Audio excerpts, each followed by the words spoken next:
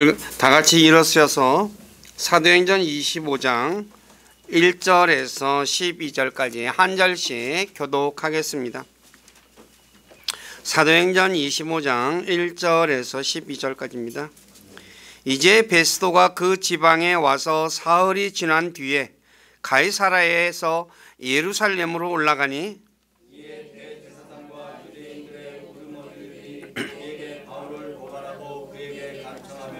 길에 숨어 있다가 그를 죽이려고 그가 그를 대적하는 일에 호의를 베풀되 곧 사람을 보내어 그를 예루살렘으로 불러줄 것을 구하더라.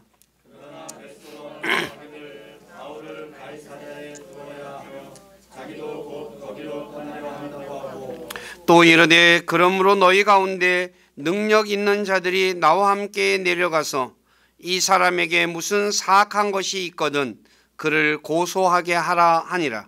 베스도가 그들 가운데서 열흘 이상 머무르고 가이사랴로 내려가 이튿날 재판석에 앉아 바울을 데려오라고 명령하니 그가 나오매 예루살렘에서 내려온 유대인들이 둘러서서 여러 가지 중대한 고소거리로 바울을 고소하되 그것들에 대한 증거를 대지 못하니라.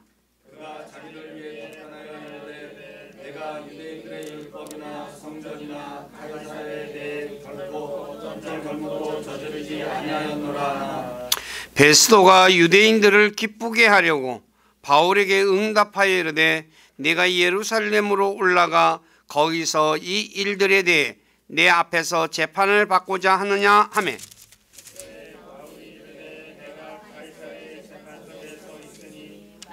거기서 재판받을 것입니다.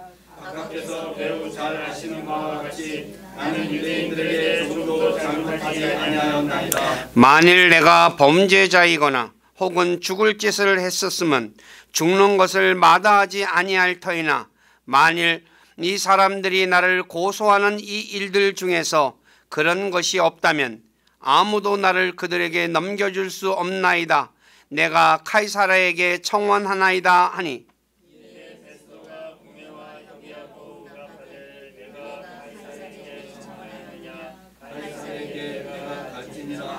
아멘. 앉으시기 바랍니다. 제가 기도하고 말씀 전하겠습니다. 아버지 하나님 감사합니다. 10월달 마지막 주간 시작하는 첫째 날 우리를 구원하시고 우리의 삶 속에 우리와 함께 하셔서 우리를 지키시고 도와주시고 또 우리를 선한 길로 이끌어 주신 그 주님 앞에 나와 찬양하며 예배할 수 있도록 믿음도 주시고 은혜도 주시고 환경도 허락하신 주님께 감사를 드립니다. 이 시간에도 이곳에 함께 하셔서 저희 예배 받으시고 기록된 말씀을 통해서 주님의 선한 뜻을 우리에게 가르쳐 주셔서 우리가 그 선한 길을 따라 걸어가는 우리 교회 모두가 될 수 있도록 도와주시고 영광을 받으시옵소서. 특히 김정주 자매님 27일 날 암 수술을 했습니다. 아버지 하나님께서 도와주셔서 수술이 잘 맞춰졌다는 좋은 소식을 듣게 해주셔서 감사를 드립니다. 이제 회복해야 합니다. 주님께서 함께 해주셔서 속히 회복하고 진짜 이전보다 더 건강한 모습으로 함께 만나서 주님을 찬양하고 예배하고 섬기는 복된 삶 살아가도록 주께서 이끌어 주시고 영광을 받으시옵소서. 오늘도 부족하고 연약한 저를 이곳에 세워서 하나님의 말씀을 전하게 하신 아버지께 감사를 드립니다. 인간의 생각이나 뜻을 전하지 않게 하시고 오직 살아계신 하나님의 말씀만을 신실하게 전해서 말씀을 듣는 우리 모든 지체들을 말씀 위에 굳건하게 세워주는 저가 되기를 원합니다. 저의 생각과 입술을 붙잡아 주시고 주님의 선한 도구로 사용하셔서 주님만 홀로 영광을 받으시옵소서. 남은 시간을 주님께 의탁하며 우리 주 예수 그리스도 이름 안에서 기도드립니다. 아멘. 자, 오늘 읽은 사도행전 25장 9절에 보면 베스도가 바울을 고소한 대제사장과 유대인들의 우두머리를 기쁘게 하기 위해 바울에게 내가 예루살렘에 올라가 거기서 재판을 받겠느냐라는 묻는 내용이 기록되어 있습니다.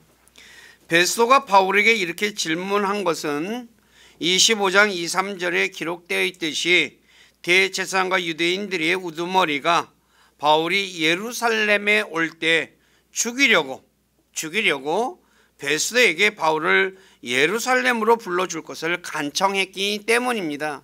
그런데 어찌 된 일인지, 진짜 하나님의 은혜인지 베스도가 아니다, 내가 가이사랴에 곧 내려가니까 너희는 거기에 와서 이 바울을 고소해라 라고 하면서 예루살렘으로 보내지를 않아요.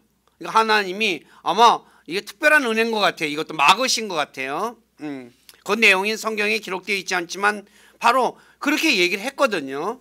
그래서 근데 이렇게 한 것은 뭐냐면 당시 유대를 다스리는 총독이었어요.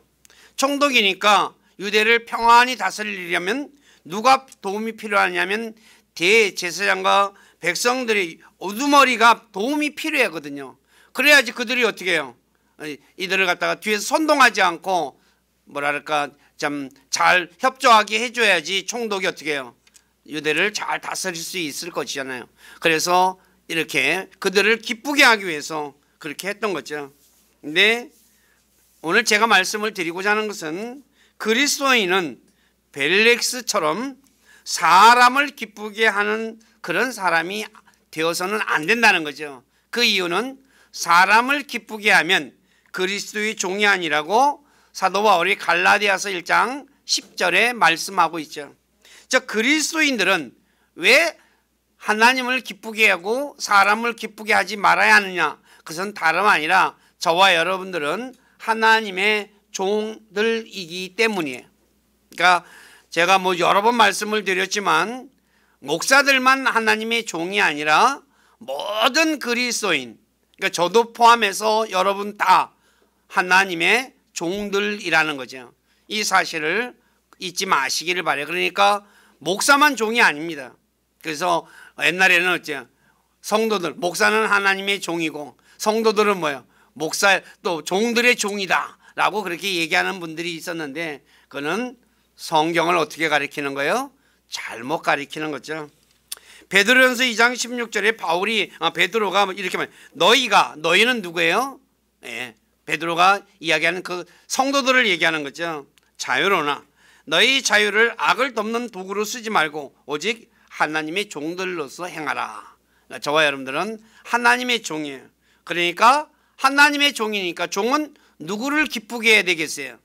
자신의 주인인 하나님을 기쁘게 하는 사람이 되어야 되죠. 그래서 오늘 말씀은 바로 우리가 하나님을 기쁘게 하기 위해서는 그러면 어떻게 해야 됩니까? 하나님이 기뻐하는 일을 해야 되겠죠. 그래서 사람들이 막연히 오늘날 그리스도인들 중에서 하나님을 자신은 기쁘게 한다고 하는 사람들이 많이 있어요. 그런데 기준이 어디냐? 하나님께서 원하는 내가 기뻐하는 것이 아니라 내가 보기에 이렇게 하면 하나님이 기뻐하겠지 라고 해가지고 자기 기준에서 하나님을 기쁘게 하는 사람들이 더러 있습니다. 근데 우리 교회 식구들은 그런 분이 되어서는 안 돼요. 하나님이 기뻐하는 일을 해야 되겠죠. 그래서 오늘 말씀은 하나님이 기뻐하는 일을 하고 그 다음에 내가 하나님을 기쁘게 해드리면 하나님이 도대체 내게 어떤 걸 해주시느냐, 그러니까 그거를 우리가 알아야지 뭐예요. 내가 기쁘게 할 거 아니에요. 우리 말한 대로 주는 것이 있으면 뭐예요? 받는 것도 있어야 되잖아요. 내가 기쁘게만 했는데 나한테 아무 유익이 없다면 뭐예요? 하고 싶은 생각이 들까요? 안 들까요? 안 들겠죠. 그죠? 예. 근데 하나님은 자신을 기쁘게 하면 어떻게 해주겠다는 그런 약속이 있습니다. 그 네 가지를 오늘 그래서 짧게나마 좀 말씀을 드리고자 합니다. 성경에는 하나님을 기쁘게 하는 것들 중에서 하나님을 매우 기쁘게 하는 것이 네 가지가 기록되어 있고 또 그냥 기뻐하시는 것 8가지가 기록되어 있습니다. 이건 전에 말씀을 드렸는데 오늘 다시 기억을 한번 되살리는 차원에서 간략하게 말씀드릴게요. 첫째는 하나님의 말씀을 전하는 자들을 돕는 것. 빌립보서 4장 18절에 보면 사도 바울이 빌립보 교회에게 이렇게 얘기합니다. 빌립보 교회가 바울을 도왔거든요. 도왔는데 바울이 빌립보 교회에게 이렇게 말하는 거예요. 오직 내게는 모든 것이 있고 또 풍부하니라. 에바브로디도 편에 너희가 보낸 것들을 받았으므로 내가 풍족한데. 그러니까 에바브로디도를 통해서 빌립보 교회가 바울에게 보냈어요. 근데 뭐라고 했냐? 이것은 달콤한 냄새의 향기요, 받으실 만한 희생물이며 하나님을 매우 기쁘게 한 것이니라. 그러니까 바울을 도왔는데, 복음을 전하는 바울을 도운 이것이 달콤한 냄새라는 거야. 하나님이 보시기에. 그리고 받으실 만한, 하나님이 받으시는 희생물이라는 거죠. 그리고 하나님을 매우 기쁘게 하는 것이라고 말씀하고 있죠. 그러니까 하나님 말씀을 전하는 사람들을 돕는 것은 바로 하나님을 매우 기쁘게 하는 것. 왜 하나님 말씀 돕는 사람을, 전하는 사람을 돕는 것이 하나님이 기뻐하실까요? 그것은 다른 것이 아니죠. 복음을 통해서 사람들의 생명을 어떻게 해요? 구원하는 일이기 때문에. 사람들의 생명을 구원하는 일이죠. 그리고 또 말씀을 통해서 여러분들을 어떻게 해요? 살찌게 만드는 거잖아요. 그러니까 양들을 풍성하게 만드는 일을 누가 하는 거예요? 하나님 말씀 전하는 사람들이 하는 거죠. 그래서 말씀을 전하는 사람들에게 바로 이 일을 도우면 하나님이 매우 기뻐한다는 것. 두 번째, 골로새서 3장 20절에 기록되어 있듯이 부모님에게 순종하는 거예요. 골로새서 3장 20절에 보면 자녀들아 모든 일에서 너희 부모에게 순종하라. 이것은 주를 매우 기쁘게 하느니라. 부모는 자신을 낳아주고 길러주는 분이죠. 그러니까 자신을 낳아줬고 길러주는 그 부모에게 순종하면 하나님이 매우 기뻐하신다고 성경은 말씀하고 있어요. 그렇기 때문에 우리가 부모님에게 순종해야 한다는 것을 저와 여러분들이 기억해야 한다는 거죠. 세 번째, 히브리서 13장 16절에 기록되어 있는데 하나님께서 정하신 선한 일을 하는 거예요. 선한 일. 그러니까 내가 보기에 선한 일이 아니라 하나님이 보기에 선한 일. 그 일을 하면 하나님이 매우 기뻐해요. 그 일을 가리켜 이렇게 말하죠. 오직 선을 행하는 것과 나누어 주는 것을 잊지 말라. 하나님께서는 이 같은 희생을 매우 기뻐하느니라. 바로 이것이 하나님 앞에 드리는 희생물이기도 한다는 거예요. 그렇기 때문에 저와 여러분들이 우리가 하나님이 정한 선한 일은 전에 말씀을 드렸는데 이건 오늘은 이 부분은 자세하게 설명하면 시간이 너무 많이 가서 넘어가고요. 그 다음에 네 번째, 히브리서 13장 16절에 말씀하고 있듯이 나누어 주는 일, 바로 이것도 하나님이 매우 기뻐하는 거예요. 커뮤니케이트라고 하죠. 그러니까 교제한다고도 할 수 있고 나누는 거예요. 내 거를 나누어 주는 거예요. 누구하고? 이 옆에 사람들에게. 말씀도 나누고 물질도 나누고 나누는 것을 하나님은 매우 기뻐하신다는 거죠. 사람들은 어떻게 해요? 자꾸 내 것을 쌓아두려고만 해요. 근데 주님은 뭐예요? 나누라는 거죠. 내가 가지고 있는 지식도 나누는 것도 나누는 거죠. 내가 가지고 있는 것, 물질도 나누는 거죠. 우리가 나누는 것을 하나님은 매우 기뻐한다는 것, 이거 잊지 마시기 바래요. 근데 오늘날 사람들은 자꾸 자기만을 위해서 쌓아놓으려고 해요. 그런데 이런 건 하나님이 좋아하지 않으셔요.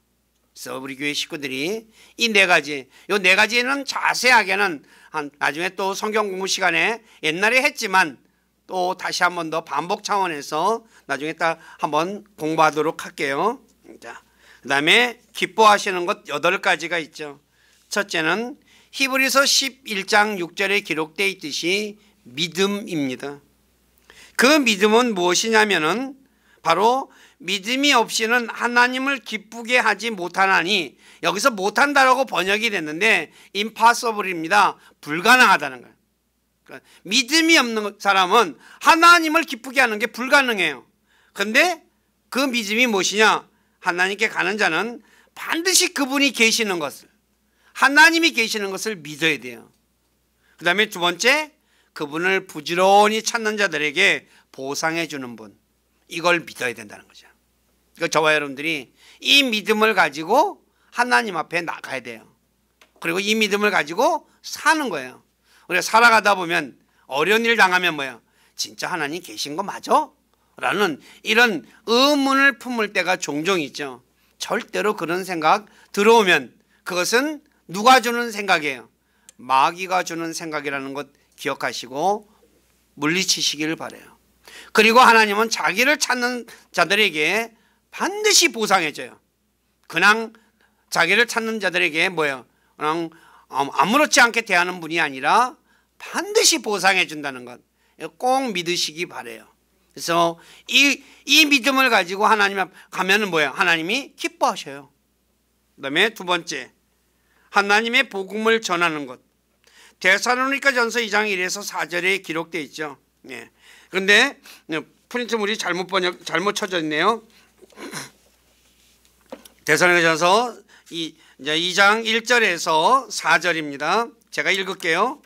형제들아, 우리가 너희에게 들어간 것이 헛되지 아니한 줄을 너희 자신이 아나니 너희가 아는 바와 같이 우리가 전에 빌립보에서 고난을 당하고 또 치욕을 당한 뒤에도 많은 싸움을 싸우며 하나님의 복음을 너희에게 말하려고 우리 하나님 안에서 담대하였노라. 우리의 권면은 속임수나 부정함에서 나지 아니하였고 간사함으로 한 것도 아니었노라. 다만 우리는 하나님의 허락을 받아 복음을 위탁받은 대로 말하노니 이것은 사람들을 기쁘게 하려 함이 아니요 오직 우리의 마음을 시험하시는 하나님을 기쁘게 하려 함이라. 여기서도 복음을 전하는 것 바로 사람을 기쁘게 하는 것이 아니라 하나님을 기쁘게 하는 것이죠. 바로 이것이 저와 여러분들이 우리가 복음을 전하면 하나님이 기뻐한다는 것 잊지 마시기 바랍니다. 세 번째, 찬양입니다. 이 시편 69편 30에서 31절에 기록되어 있습니다.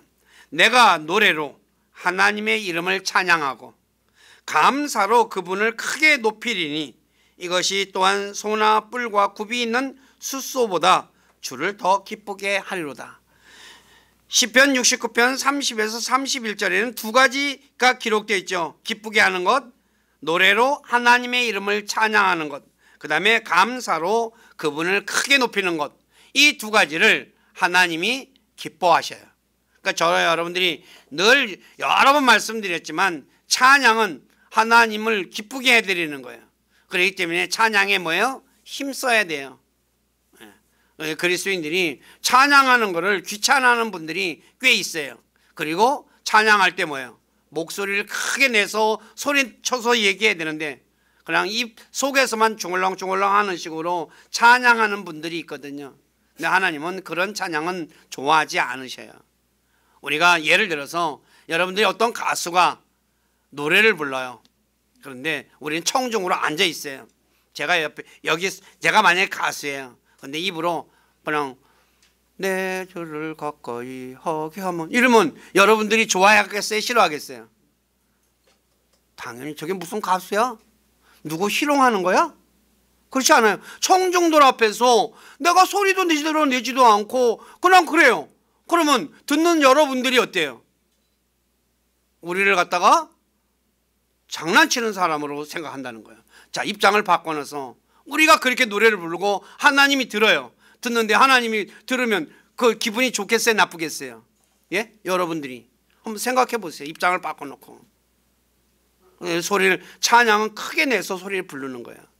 왜 크게 내야 되는지도 대해서 옛날에 이 찬양이라는 성경 공부를 통해서 아주 자세하게 한번 가르쳐 드린 적이 있어요. 그래서 저와 여러분들이 한 목소리로 크게 소리 내서 불러야 한다는 것 잊지 마시기 바라요. 근데 우리 교회는 다들 목소리가 작아가지고 찬양이 들리질 않아요. 근데 진짜 찬양은 크게 내서 불러야 한다는 것 꼭 기억하시기 바랍니다. 그 다음에 감사. 이 감사, 우리가 감사하는 것 하나님이 기뻐하셔요. 그래서 우리가 예를 들어서 어떤 사람이 만약에 제가 어떤 사람, 여러분들이 어떤 사람을 도와줬어요. 근데 가만히 있어요. 도움을 받았는데도 가만히 있어요. 그럼 뭐예요? 기분이 좋아요, 나빠요? 예? 기분이 안 좋을 거예요. 도와줬으면 뭐라 그래요? 감사할 줄도 모르네? 그러잖아요. 우리는 그러면서 사람들을 내가 도와줬는데 상대편 도움받은 사람이 감사를 안 하면 기분 나빠해요. 그런데 그리스도인들이 하나님의 도움으로 살아가잖아요. 오늘 저와 여러분들이 지금 숨 쉬는 것 하나님의 도움으로 살아가는 거거든요. 먹고 입고 사는 것 하나님의 도움이거든요. 그런데 하나님 앞에 감사를 안 해요. 하나님 기분 좋을까요, 나쁠까요? 당연히 나쁘죠. 내가 너를 그렇게 도와줬는데 가만히 있어. 우리가 우리가 감사하는 걸 하나님이 기분이 드리면 하나님이 기분 좋아한다는 것 꼭 잊지 마시기를 바라요. 그 다음에 다섯 번째는 민수기 24장 1절에 기록되어 있는데 발람이 이스라엘을 축복한 것을 하나님이 기뻐했다 그랬어요. 발람이 이스라엘을 축복하는 것을 주께서 기뻐하신 것을 발람이 보고는 그래요. 이스라엘을 왜 축복하면 하나님이 기뻐할까요? 이스라엘은 하나님께서 낳은 아들이라 그러거든요.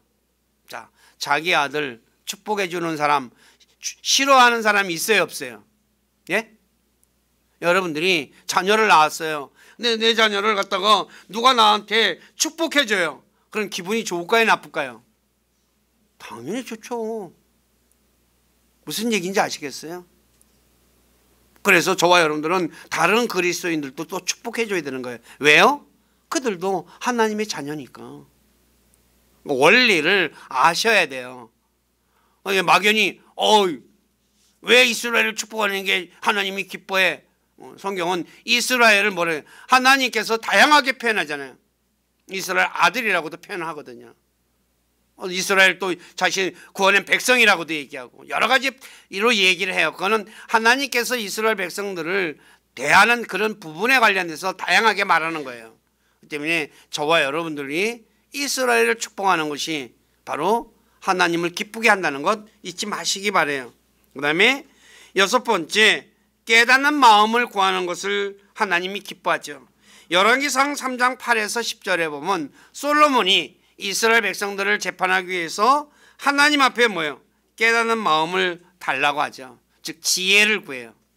근데 이거 하나님이 굉장히 기뻐하셔요. 근데 마찬가지야. 저와 여러분들이 지혜를 하나님 앞에 구해야 돼요. 명철을 깨닫는 마음을 구해야 돼요. 왜 그럴까요? 깨닫는 마음이 있어야지 모든 하나님께서 행하신 것을 알거든요.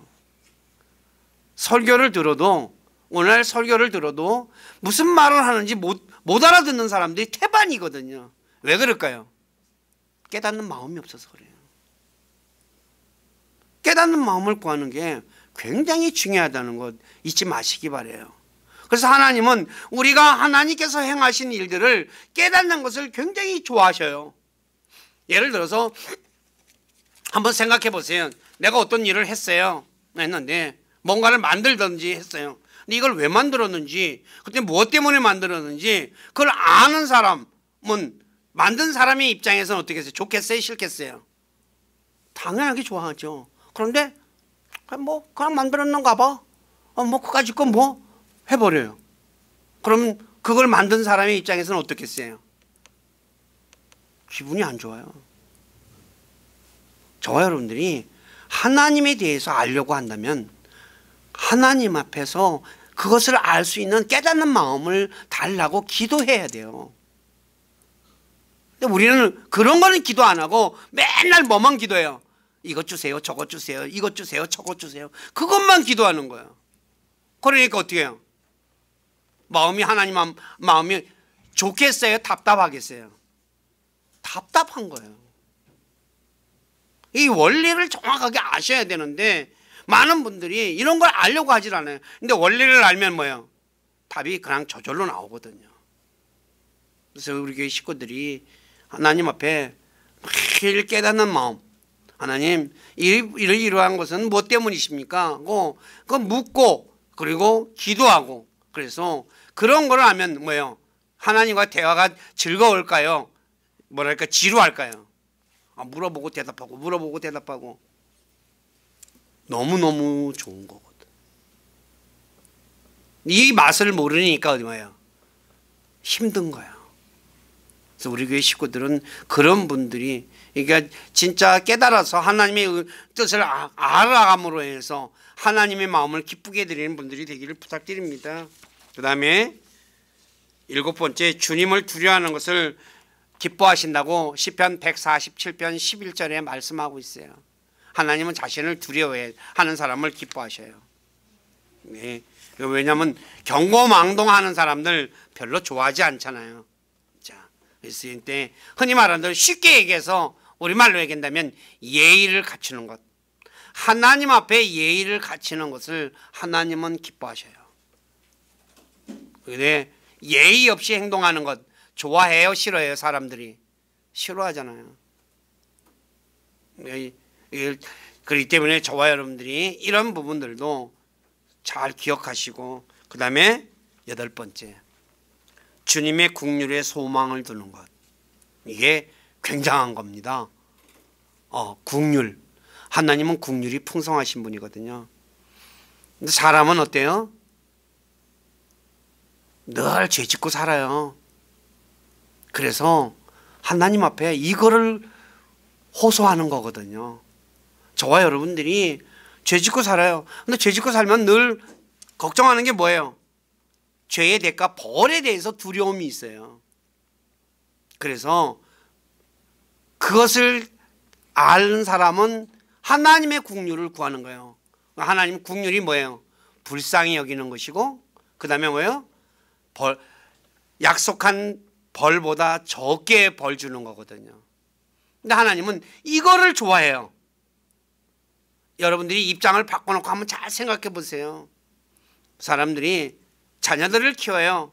자녀들을 키우는데 아버지가 나를 불쌍히 여기는 마음이 풍성하신 분이고, 그 다음에 또 내가 받을 벌보다 적게 벌 주시는 분인 것을, 그런 분인 것을 알고 아버지 앞에 가까이 오는 아들을 좋아할까요, 싫어할까요? 당연히 좋아해요. 왜요? 아버지가 어떤 사람인지 아는 거거든요. 그래서 하나님은 이걸 기뻐한다고 성경은 말하는 거예요. 그래서 시편에 보시면 다윗이 뭐예요? 끊임없이 하나님의 국률에다가 기도하는 거예요. 그래서 저 여러분들이 세상 살아가면서 늘 이거를 뭐예요? 하나님의 국률에다가 늘 우리가 기도하면 하나님은 하나님은 우리가 연약한 사람인 것을 알거든요. 그래서 하나님은 뭐예요? 도와주고 싶은 거야. 쉽게, 한마디로 딱 쉽게 얘기해서 뭐예요? 도와주고 싶은 거예요. 근데 어떤 사람에게 도와줘요? 하나님이 국률이 풍성하신 것을 아는 사람. 이게 그리스도인이 살아가면서 이게 뭐랄까 진짜 배워야 되고 알아야 되는 거예요. 이거 아는 사람은 삶이 어때요? 하나님의 도우심을 날마다 잊고 살아가요. 이거 모르는 사람은 뭐예요? 하나님으로부터 어떻게 해요? 점점 멀어져요. 하나님 단지 매를 들어서 진노하는 무서운 분으로만 알게 되기 때문에 어떻게 해요? 하나님과 관계가 멀어지는 거거든요. 그래서 우리 교회 식구들이 이 4가지와 8가지 이걸 꼭 기억하시고, 그 다음에 기억을 해야 돼. 머릿속에 외워놓고. 그래서 우리가 이라는 것들을 행함으로써 하나님을 기쁘시게 하는 분들이 되기를 부탁드려요. 그 다음에 그러면 기쁘게 하면 무슨 일이 있냐 이거죠. 세상에서 자녀가 자신의 아버지, 육신의 아버지를 기쁘게 하면 자신이 생각지 않는 것을 줘요. 제가 늘 얘기해드리고 여러분들 자녀 키우신 분들은 다 알 거예요. 애가 나를 기뻐해요. 그러면 양 먹을 거 주고 한마디로 해서 원하지 않아도 막 주려고 그래요. 그게 아버지의 마음이거든요. 그런데 마찬가지로 저와 여러분들이 영의 아버지이신 하나님을 기쁘게 하면 우리가 홀로 남겨졌을 때 함께 해주시고, 그 다음에 마음이 올가미와 같은 그물과 같은 사람의 손에서도 건져주시고, 한 가지가 빠졌네요. 근데 뭐가 빠졌냐면 우리의 필요를 채워주셔서 부족함이 없게 해주셔요. 이 뒷부분에 있습니다. 그 다음에 자신의 원수와 마지막에 화평하게 지낼 수 있게까지도 만들어줘요. 엄청난 거거든요. 좀 자세하게 살펴볼게요. 자, 하나님을 기쁘게 하면 하나님께서 자신을 홀로 버려두지 않고 함께 하셔요. 예수님께서 요한복음 8장 29절에 이렇게 말합니다. 나를 보내신 분께서 나와 함께 계시는도다. 내가 항상 아버지를 기쁘게 하는 그것들을 행함으로 그분께서 나를 혼자 버려두지 아니하셨느니라. 예수님은 하나님 아버지께서 항상 같이 했어요. 그런데 같이 한 이유가 뭐예요? 예수님이 항상 아버지를 기쁘게 했거든요. 그러니까 혼자 놔두질 않았어요. 사람이 세상을 살아가다 보면 힘든 일을 만날 때도 있고, 그리고 아무도 없는 들판에 홀로 서 있는 것처럼 혼자만 남을 때가 있어요. 사람이 옆에 있어도 그런 황망한 그런 가운데 있을 때가 있거든요. 그럴 때 사람은 절망하게 되죠. 그래서 심하면 극단적인 선택까지도 해요. 왜? 아무도 없다 이거야. 그런데 하나님을 기쁘게 하는 사람은 하나님께서 그에게 나타나 힘을 주고 도와주셔요. 예를 들어 엘리야가 자신의 생각에 홀로 남겨졌다고 생각할 때 열왕기상 19장에 보면 10절하고 14절에 혼자 남아서 하나님 나 데려가세요 라는 내용이 나와요. 그런데 하나님께서 엘리야에게 나타나서 먹을 것을 주시고 힘을 주셔요. 열왕기상 19장 1에서 8절 한번 다 같이 읽어보시기 바랍니다. 시작.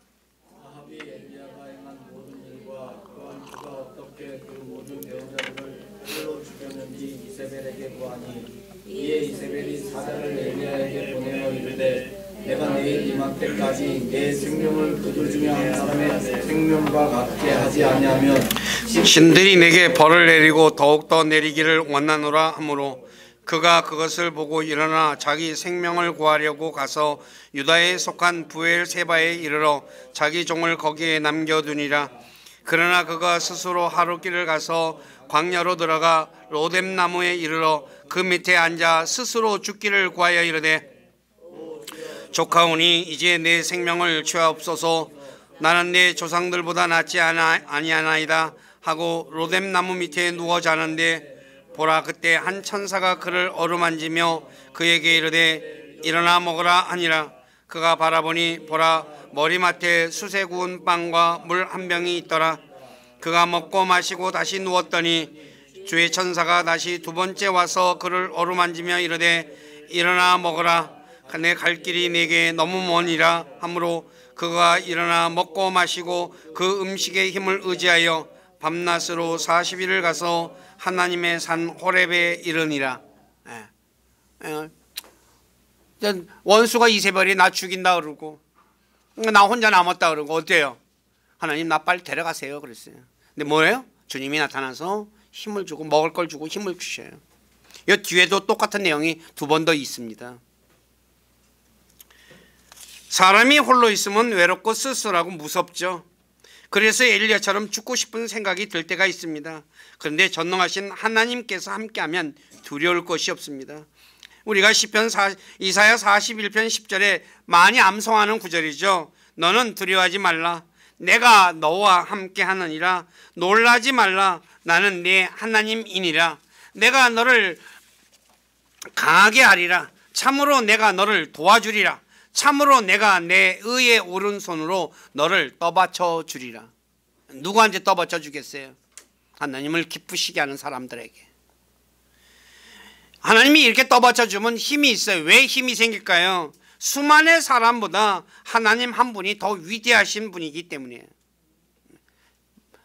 엘리사를 1000명이 10,000명이 함께하는 것보다 하나님 한 분이 더 낫거든요. 그러니까 시편 3편 5절에 이렇게 말이죠. 주께서 나를 떠받쳐 주셨으므로 내가 누워 잠이 들고 또 깨었나이다. 수많은 백성이 나를 에워싸고 대적한다 하여도 내가 그들을 무서워하지 아니하리로다. 수만 명이 뒤어싸도 난 안 무섭다 이거야. 왜? 하나님이 전능하신 하나님 나와 함께하기 때문에. 이것은 시리아 왕이 엘리사를 잡기 위해 도단을 둘러싸았을 때 이것을 본 엘리사의 종이 두려워했습니다. 그런데 엘리사가 우리와 함께한 자들이 그들과 함께한 자들보다 많다고 하며 주님께 기도하여 종의 눈을 열어달라고 하자 불말과 불병거가 엘리사를 둘렀다고 열왕기하 6장 13, 17절에 말씀하고 있거든요. 그러니까 자기 둘밖에 없었어요. 근데 자기를 둘러싸고 있는 시리아 군대는 뭐예요? 어마어마한 병력이잖아요. 근데 하나님이 뭐예요? 함께 하니까 아무것도 아니라는 거죠. 그러므로 우리 모두는 평소에 하나님을 기쁘시게 함으로 힘든 일을 만난 때나 홀로 남겨질 때 하나님의 도우심으로 힘을 얻어 일어서는 분들이 되시기를 주님의 이름으로 부탁드립니다. 느헤미야 8장 10절에 보면 주의 기쁨이 너희의 힘이다 라고 말하죠. 주의 기쁨이, 주님의 기쁨이 우리의 힘이다는 거예요. 우리가 주님을 기쁘시게 하면 뭐예요? 우리의 힘이 된다는 거죠. 두 번째, 하나님을 기쁘시게 하면 우리의 필요를 공급해 주십니다. 아까 매우 기쁘게 하는 것 빌립보서 4장 18, 19절을 읽어드렸는데 오직 내게는 모든 것이 있고 또 풍부하니라. 에바브로디도 편에 너희가 보낸 것들을 받았으므로 내가 풍족한데 이것은 달콤한 냄새의 향기요 받으실 만한 희생물이며 하나님을 매우 기쁘게 한 것이니라. 오직 내 하나님께서 그리스도 예수님을 통해 영광 가운데서 자신의 부요하심에 따라 너희의 모든 필요를 공급하시리라. 하나님을 기쁘게 했더니 뭐예요? 하나님이 우리의 필요를 공급해 주신대요. 근데 그 공급이 어떤 공급이에요? 하나님의 부요하심에 따라. 내 부요함이 아니라 사람의 부요함이 아니라 하나님의 부요하심으로 우리의 필요를 공급해 줘요. 그래서 우리는 부족함이 없는 삶을 살게 된다는 거죠. 그래서 시편 23편 1절에 다윗이 주는 나의 목자시니 내게 부족함이 없으리로다. 부족함이 없는 거예요. 여러분들이 우리가 신앙생활 세상을 살아가다 보면서 부족함이 없는 것이 얼마나 복된 것인가를 아는 날이 올 거예요. 그런 분들 경험한 분들도 있겠지만 부족함이 없다는 것 꼭 기억하시기 바라요. 하나님을 기쁘시게 하면 부족함이 없어요. 근데 넘치면 문제가 생기거든요. 그래서 부족함 없는 삶이 굉장히 중요하다는 것 제가 전에도 한번 얘기 드렸던 것 같아요. 그래서 하나님을 기쁘시게 하면 우리의 필요를 공급해 주신다는 것 꼭 잊지 마시기를 부탁드립니다. 세 번째, 하나님을 기쁘게 하면 마음이 올가미와 그물 같은 사람에게서 벗어나게 해줘요. 전도서 7장 26절에 보면 마음이 올가미와 그물 같고 두 손이 묶인 띠 같은 여자가 죽음보다 더 쓴 것을 내가 알게 되었도다. 누구든지 하나님을 기쁘게 하는 자는 그녀에게서 벗어나려니와. 사람은 다른 사람의 마음을 몰라요. 저 사람의 마음이 올가미 같은지 아무리 그물 같은지 아주 지독한 사람인지 사람은 잘 몰라요. 그래서 그런 사람에게 우리가 속고 나잖아요. 속으면 어떻게 돼요? 인생의 쓴맛을 보게 되죠. 요새 뉴스 많이 나오죠. 우리나라 유명한 펜싱 선수라고 하는 사람이 속았다 그러잖아요. 속고 나니까 어때요? 인생이 아주 진짜 살고 싶은 생각이 없을 것 같아요. 근데 올가미 같은 올가미에 짐승이 걸리면 어떻게 돼요? 죽어요. 아니면 예를 들어서 목에 걸리면 죽고 다리에 걸리면 뭐예요? 그냥 붙잡혀서 붙잡혀서 죽는 거잖아요. 근데 평소에 하나님을 기쁘시게 하면 이런 사람의 손에서 벗어나요. 하나님이 안 걸리게 해준다는 거예요. 막아준다는 거죠.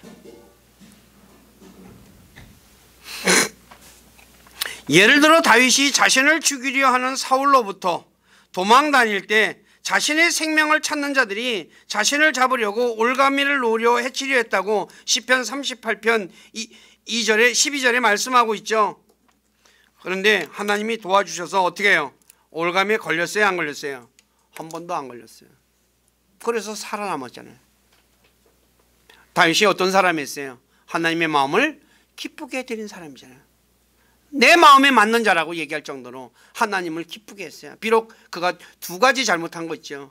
우리의 아내 범한 것, 이스라엘 백성의 숫자를 센 것, 두 가지 외에는 하나님 앞에서 하나님을 마음을 아프게 한 적이 없어요. 근데 다 그러니까 평소에 하나님을 기쁘게 하니까 그 두 가지를 잘못했어도 뭐예요? 죽지 않고 사는 거예요. 우리가 사람이 살아가다 보면 죄 짓거든요. 근데 평소에 뭐예요? 내가 하나님을 기쁘시게 해놓으면 그런 부분에서 어떻게 해요? 또 하나님의 국류를 입을 수 있다는 거예요. 그래서 저와 여러분들이 평소에 하나님을 기쁘게 해드려야 돼요. 사도행전 23장 12에서 35절에 보면 바울을 죽이려고 40명이 넘는 자들이 뭐예요? 맹세를 하잖아요. 먹지도 않고 마시지도 않겠다고. 근데 어떻게 돼요? 바울이 살아요, 죽어요? 어떻게 됐는지 바울의 누이의 아들, 그러니까 조카가 이 사실을 알고 바울에게 와서 얘기하고, 그래서 백부장에게 사람을 보내고, 그래가지고 총대장에게 알려가지고 뭐예요? 총대장이 바울을 어디로 보내요? 총독 가이사랴로 보내버리잖아요. 올가미에 걸렸어요, 안 걸렸어요? 안 걸렸잖아요. 바울은 하나님을 기쁘시게 한 사람이거든요. 누가 어떻게 그러니까 이 조카가 어떻게 알았는지 성경에 말하진 않아요. 근데 하여간에 알게 된 거예요. 누군가가 가르쳐 줬을 수도 있겠죠, 그죠? 예. 바울의 집안은 대단한 집안이거든요. 아버지도 바리새인이고 바울도 바리새인이에요. 그러니까 누이도 어떤 사람이겠어요? 로마 시민권 가진 사람이고. 예. 그러니까 아는 사람들이 진짜 많았겠죠. 그래서 우리가 이런 은혜가 있다는 거예요. 평소에 한 번이 아니라 평소에, 그래서 늘 기쁘게 해드려야 돼요. 그 다음에 네 번째, 하나님을 기쁘게 하면 자신의 원수까지도 화목하게 해주신다고 잠언 16장 7절에 말씀하고 있어요. 알다시피 원수는 자신을 해치려는 자예요. 그렇죠? 원수는 저 원수 뭐예요? 해치려고 하는 사람이잖아요. 그런데 하나님께서 그런 원수와 평화롭게 지낼 수 있게 해줘요. 다시 말해 하나님께서 원수가 자신을 해치지 못하게 막아주신다고도 할 수 있죠. 예를 들어 야곱의 아들들이 디나의 복수를 행했을 때 하나님께서 야곱의 가족을 지켜주신 것처럼 우리가 평소에 하나님을 기쁘게 하면 자신이 위기에 빠졌을 때 지켜주셔요. 네. 야곱도 어떻게 됐어요? 비록 그가 욕심을 부려가지고 아버지 장자권을 갖다가 아버지와 형을 속여가지고 가졌지만 어떻게 해요? 그는 하나님에 대한 그런 사랑하는 마음이 굉장히 많은 사람이었거든요. 그래 어떻게 해요? 하나님이 지켜줘서 세겜의 아들들이 쫓아오지 못하게, 그 사람들이 쫓아오지 못하게 만드는 거예요. 그러나 벨릭스와 헤롯은 사람을 기쁘게 하면 자신에게 좋지 않는 일이 발생해요. 예를 들어 사도행전 12장 1에서 3절에 보면 헤롯은 자신이 야고보를 죽인 것을 유대인들이 기뻐하는 것을 보고 베드로마저 죽이려고 해요. 그런데 헤롯이 어떻게 됐습니까? 사도행전 12장 20에서 23절에 보면 벌레 먹어 죽었다라고 말을 해요. 하나님을 기쁘게 하지 않고 사람을 기쁘게 하고, 그래가지고 뭐예요? 야고보를 죽인 것도 모자라서 베드로까지 죽이려고 해요. 그러니 하나님이 그 사람에게 어떻게 하겠어요? 죽을 행동을 하는 거잖아요. 그렇기 때문에 우리 교회 식구들, 그러니까 평소에 하나님을 기쁘시게 하는 분들이 되시기를 부탁드립니다. 자, 우리가 평소에 그러니까 하나님이 매우 기뻐하는 건 4가지와 기뻐하는 건 8가지, 이거 꼭 머리에다가 진짜 기억하셔야 돼요. 외워야 돼요. 그리고 그걸 평소에 늘 할 수 있도록 훈련해야 돼요. 어느 날 하루아침에 돼요, 안 돼요? 예를 들어서 하나님을 찬양하는 것도 마찬가지잖아요. 한꺼번에 찬양 평소에 안 하다가 찬양하려면 어떻게 돼요? 쑥스럽잖아요. 그죠? 네. 내가 자꾸 해야 되는 거예요. 그래서 자꾸 하면 뭐예요? 하나님이 기뻐하셔요. 감사하는 것도 마찬가지야. 처음에 평소에 감사를 하나도 안 하고 살던 사람이 하나님 감사합니다, 돼요, 안 돼요? 잘 안 돼요. 근데 자꾸 하는 거예요. 그냥 감사합니다, 감사합니다. 그러니까 그런 것들을 자꾸 훈련을 하는 거죠. 그래서 그러다 보면 뭐예요? 그렇게 살아가다 보면 나중에 자연스럽게 나오거든요. 그렇게 살면 세상에서 우리를 해치려고 하는 사람들이 얼마나 많아요. 마귀가 특히 마귀는 우리를 잡아먹으려고 호시탐탐 노리고 있어요. 근데 그때마다 하나님이 지켜주신다는 거예요. 그리고 우리가 필요할 때 필요한 것들을 때를 따라 공급해 주시고, 그리고 공급도 해 주실 뿐만 아니라 또 어떻게 해요?